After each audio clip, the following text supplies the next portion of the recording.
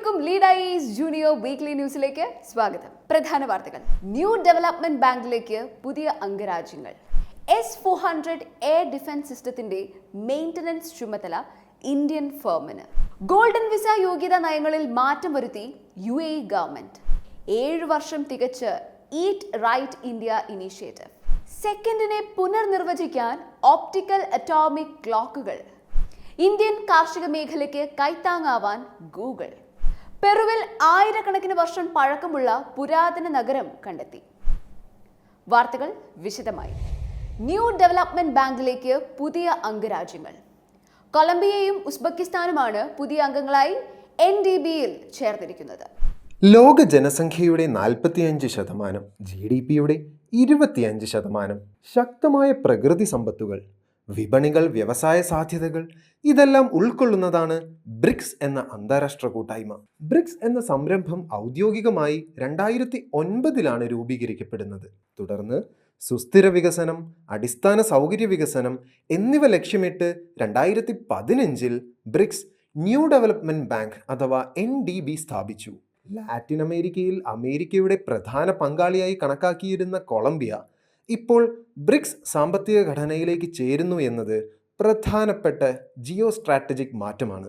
NDBയിൽ അംഗത്വം നേടുന്നതിൻ്റെ ഭാഗമായി കൊളംബിയ ഏകദേശം $512 ദശലക്ഷം വാഗ്ദാനം ചെയ്തിട്ടുണ്ട്. പകുതിയിലധികം ജനസംഖ്യ ദാരിദ്ര്യരേഖയ്ക്കടിയിലായിരുന്ന രാജ്യമാണ് ഉസ്ബെക്കിസ്ഥാൻ. NDBയുടെ സഹായത്തോടെ ഇവിടുത്തെ പ്രദേശങ്ങളിൽ അടിസ്ഥാന സൗകര്യ വികസനം, സുസ്ഥിര ഊർജം, ഡിജിറ്റൽ ട്രാൻസ്ഫോർമേഷൻ തുടങ്ങിയവ നടപ്പാക്കാനാകും. ഉസ്ബെക്കിസ്ഥാന് NDBയിലേക്ക് അംഗത്വം നൽകിയിരിക്കുന്നതോടൊപ്പം ബ്രിക്സിൽ പങ്കാളിയായി കൂടി അംഗീകരിച്ചിട്ടുണ്ട്. S-400 എയർ ഡിഫൻസ് സിസ്റ്റത്തിന്റെ മെയിന്റനൻസ് ചുമതല ഇന്ത്യൻ ഫേമിന്. ആത്മനിർഭർ ഭാരത് ഇനീഷ്യേറ്റീവിന് കീഴിലാണ് ഈ നീക്കം. റഷ്യയിലെ Almaz anti air and space defence corporation വികസിപ്പിക്കുകയും 2018 ബൈലാറ്ററൽ എഗ്രിമെന്റിലൂടെ ഇന്ത്യ വാങ്ങുകയും ചെയ്ത multi layered surface to air missile system ആണ് S-400. 600 കിലോമീറ്റർ വരെയുള്ള ലക്ഷ്യസ്ഥാനത്തേക്ക് എത്താൻ കഴിയുക, ഒരേ സമയം 80 ലക്ഷ്യസ്ഥാനങ്ങളെ ട്രാക്ക് ചെയ്യുകയും ആക്രമിക്കുകയും ചെയ്യുക തുടങ്ങിയ സവിശേഷതകൾ S-400 സിസ്റ്റത്തിന് ഉണ്ട്. ഇതിന്റെ കൃത്യവും വേഗതയേറിയതുമായ പ്രതിരോധ ശക്തിയെ പ്രതിഫലിപ്പിക്കാൻ ഇന്ത്യയിൽ ഇതിനെ പുരാണങ്ങളുമായി ചേർത്ത് സുദർശൻ ചക്ര എന്ന് വിളിക്കുന്നു. ഇന്ത്യയിൽ ഇതുവരെ പഥാൻകോട്ട്, സിലിഗുരി കോറിഡോർ എന്നിവിടങ്ങളിൽ S-400 വിന്യസിച്ചിട്ടുണ്ട്. ഇന്ത്യയുടെ ഓപ്പറേഷൻ സിന്ദൂറിലും ഇത് നിർണായക പങ്ക് വഹിച്ചിട്ടുണ്ട്. ഈ വ്യോമ പ്രതിരോധ സംവിധാനത്തിന്റെ അറ്റകുറ്റപ്പണികൾ ഒരു ഇന്ത്യൻ സ്വകാര്യ സ്ഥാപനത്തിന് നൽകാനുള്ള ഇന്ത്യയുടെ തീരുമാനം ആത്മനിർഭർ ഭാരത് സംരംഭത്തിന് കീഴിലുള്ള ഒരു പ്രധാന ചുവടുവയ്പ്പാണ്. തദ്ദേശീയ പ്രതിരോധശേഷി വർദ്ധിപ്പിക്കുന്നതിനും പ്രധാന സൈനിക സംവിധാനങ്ങൾക്കായി വിദേശ വിതരണക്കാരെ ആശ്രയിക്കുന്നത് കുറയ്ക്കുന്നതിനുമുള്ള ഇന്ത്യയുടെ ദീർഘകാല കാഴ്ചപ്പാടുമായി ഈ നീക്കം യോജിക്കുന്നുണ്ട്. ഗോൾഡൻ വിസ യോഗ്യതാ നയങ്ങളിൽ മാറ്റം വരുത്തി UAE ഗവൺമെന്റ്. ഇന്ത്യക്കാർക്ക് ഇനി മുതൽ ട്രേഡ് ലൈസൻസ്, പ്രോപ്പർട്ടി പർച്ചേസ് എന്നിവയില്ലാതെ തന്നെ ഗോൾഡൻ വിസ നേടാനാകും. ഗോൾഡൻ വിസ എന്നത് യുണൈറ്റഡ് അറബ് എമിറേറ്റ്സ് വിദേശ പ്രതിഭകൾ, നിക്ഷേപകർ, പ്രൊഫഷണലുകൾ, വിദ്യാർത്ഥികൾ എന്നിവർക്ക് നൽകുന്ന ഒരു ദീർഘകാല താമസ വിസയാണ്.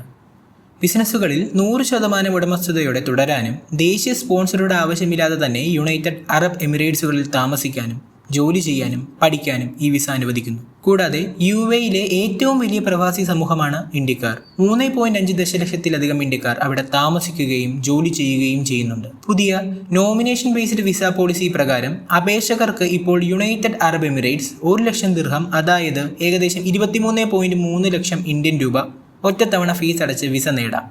ഈ വിസ നേടുന്നതിനായി കോടികൾ ഇൻവെസ്റ്റ് ചെയ്യണമെന്ന നയത്തിലാണ് ഇപ്പോൾ മാറ്റം വന്നിരിക്കുന്നത്. കൂടാതെ ഈ വിസ നേടുന്നതിനായി പുതിയ മേഖലകളെ ഉൾപ്പെടുത്തുകയും കർശനമായ പേപ്പർ വർക്കുകളുടെ ആവശ്യകത ഒഴിവാക്കുകയും ചെയ്തിട്ടുണ്ട്. 7 വർഷം തികച്ച് eat right India initiative. 2018 food safety and standard authority of India അഥവാ ഫിസായ്ക്ക് കീഴിൽ ഈ പദ്ധതി ആരംഭിക്കുന്നത്. Eat safe, eat healthy, eat sustainable, ഈ 3 അടിസ്ഥാന ഘടകങ്ങളിൽ നിലകൊണ്ട് ആരംഭിച്ച ക്യാമ്പയിനാണ് ഈറ്റ് ഇന്ത്യ. ബിസിനസ്സുകൾ മുതൽ ഉപഭോക്താക്കൾ വരെ സുരക്ഷിതവും പോഷകസമൃദ്ധവും പരിസ്ഥിതി സൗഹൃദപരവുമായ ഒരു ഭക്ഷ്യ ആവാസ വ്യവസ്ഥ സൃഷ്ടിക്കുക എന്നതാണ് ഈ ക്യാമ്പയിന്റെ ലക്ഷ്യം. ദിവസേനയുള്ള ഉപ്പ്, പഞ്ചസാര എന്നിവയുടെ ഉപയോഗക്രമത്തെക്കുറിച്ചുള്ള അവബോധം സൃഷ്ടിക്കുക, സീസണൽ ഭക്ഷണങ്ങളെക്കുറിച്ചുള്ള ബോധവൽക്കരണം നടപ്പിലാക്കുക തുടങ്ങി ഭക്ഷണത്തിന്റെ ഗുണമേന്മയും ശുചിത്വവും ഉറപ്പാക്കാൻ ക്ലീൻ സ്ട്രീറ്റ് ഫുഡ് ഹബ് പോലുള്ള നവീനമായ പദ്ധതികളും ഇതിന്റെ ഭാഗമായുണ്ട്. ഭാരത് പോഷൻ അഭിയാൻ, സ്വച്ഛ് ഭാരത് മിഷൻ തുടങ്ങിയ മുൻനിര പരിപാടികളുമായി ഫിസായ് ഈ സംരംഭത്തെ യോജിപ്പിക്കുന്നുണ്ട്. സെക്കൻഡിനെ പുനർനിർവചിക്കാൻ ഒപ്റ്റിക്കൽ അറ്റോമിക് ക്ലോക്കുകൾ. സമയത്തിന്റെ അടിസ്ഥാന യൂണിറ്റായ സെക്കൻഡിനെ റീഡിഫൈൻ ചെയ്യാൻ തയ്യാറായിരിക്കുകയാണ് ശാസ്ത്രലോകം.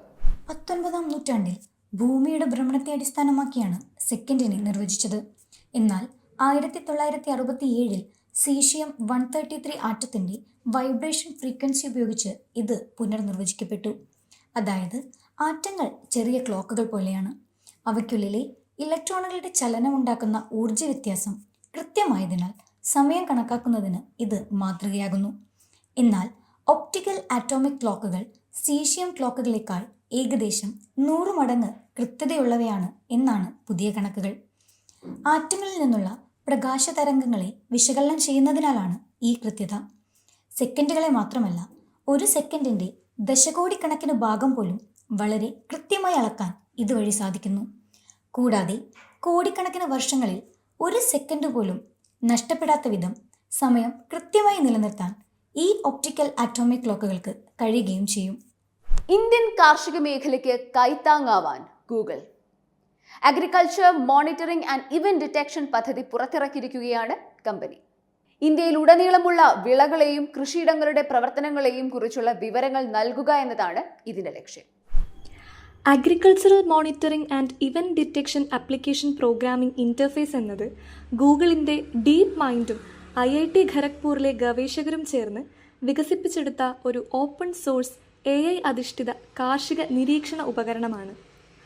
കാർഷിക പ്രവർത്തനങ്ങളെക്കുറിച്ചുള്ള തത്സമയവും സൂക്ഷ്മവുമായ അറിയിപ്പ് നൽകുക, ഇൻ്റലിജൻസ് ഉപയോഗിച്ച് കാർഷിക ടെക് ഡെവലപ്പേഴ്സ്, ധനകാര്യ സ്ഥാപനങ്ങൾ, പോളിസി മേക്കേഴ്സ് എന്നിവരെ ശാക്തീകരിക്കുക, രാജ്യത്തെ ഗ്രാമീണ വായ്പാ സംവിധാനങ്ങളെ പിന്തുണയ്ക്കുക എന്നിവയാണ് ഇതിൻ്റെ ലക്ഷ്യം.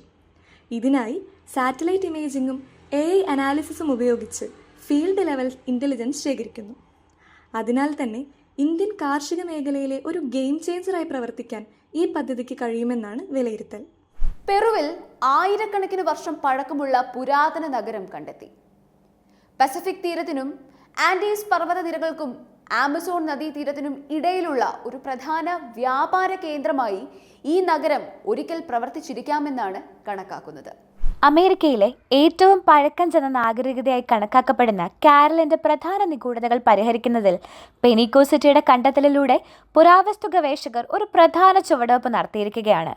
ഏഷ്യയിലെയും മിഡിൽ ഈസ്റ്റിലെയും ആദ്യത്തെ നാഗരികതകളുടെ അതേ സമയത്ത് തന്നെ ഈ നഗരം നിലനിന്നിരിക്കാമെന്നാണ് ഗവേഷകർ കണക്ക് കൂട്ടുന്നത്. അമേരിക്കകളുടെ ചരിത്രത്തിലേക്ക് പുതിയ വെളിച്ചം വീശുന്നതാണ് ഈ കണ്ടെത്തൽ. 8 വർഷമായി നടന്നുകൊണ്ടിരിക്കുന്ന വിപുലമായ ഗവേഷണത്തിന്റെ ഫലമായാണ് ഈ നഗരം വെളിച്ചത്ത് വന്നത്. ഡ്രോൺ ഫൂട്ടേജുകളെ അടിസ്ഥാനമാക്കിയുള്ള ഗവേഷണത്തിൽ ആരാധനാലയങ്ങളും പാർപ്പിടങ്ങളും ഉൾപ്പെടെ ആകെ 18 ഘടനകൾ ഇതുവരെ കണ്ടെത്തിയിട്ടുണ്ടെന്ന് ശാസ്ത്രജ്ഞർ പറഞ്ഞു.